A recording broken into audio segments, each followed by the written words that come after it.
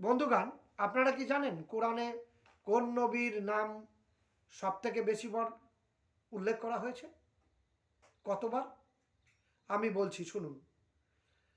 কোরআনে সবথেকে বেশিবার লেখা আছে নবী হযরত মুসা, এই নামটি 136 বার।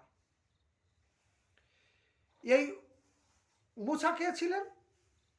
হযরত মুসা ছিলেন একজন হিব্রু নবী, শিক্ষক এবং নেতা। অর্থাৎ মুসার মাতৃভাষা ছিলেন হিব্রু। তিনি খ্রিস্টান, ইসলাম, ইহুদি ও অন্যান্য আব্রাহেমিক ধর্মের নেতা ও নবী ছিলেন। তিনি ইসরায়েলের বংশোদ্ভূত ছিলেন, ইসরায়েলের বংশধর ছিলেন। এই ইসরায়েলের 10 জন ছেলে ছিল, তাদের একত্রে ইহুদি বলা হয়।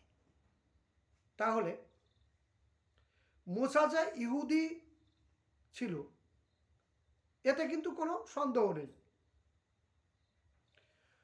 আর এই ইসরায়েলের বাবার নাম কি?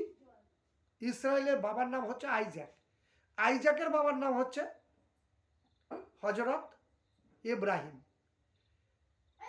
মুসলমানরা যাকে আদির পিতা মনে করেন, জাতির পিতা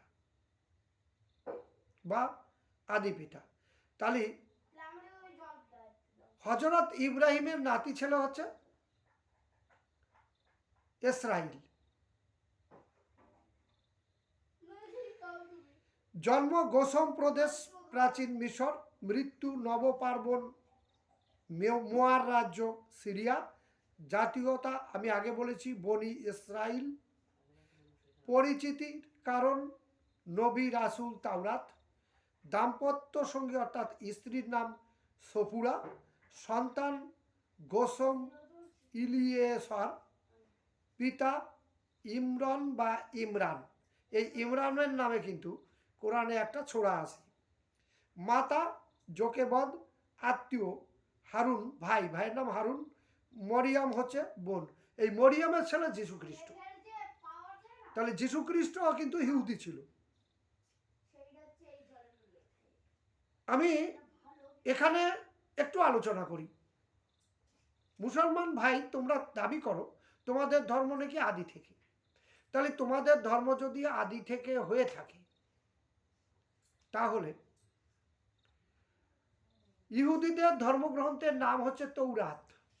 এই তৌরাতের কোথাও না কোথাও মুসলমান শব্দটি উল্লেখ থাকত। আর আল্লাহ যদি পরমপিতা পরমেশ্বর বা ঈশ্বরের নাম আল্লাহ হয়ে থাকে, তাহলে তৌরাতে কোথাও না কোথাও উল্লেখ থাকত।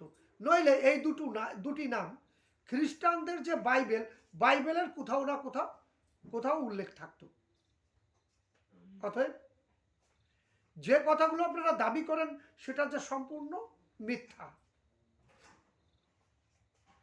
এই ধরনের ভিডিও পেতে দয়া করে চ্যানেলটি সাবস্ক্রাইব করুন, আর ভালো লাগলে কমেন্ট করুন, লাইক করুন এবং বন্ধুদের মধ্যে শেয়ার করুন। আজ এই পর্যন্ত। সবাই ভালো থাকেন, সুস্থ থাকেন।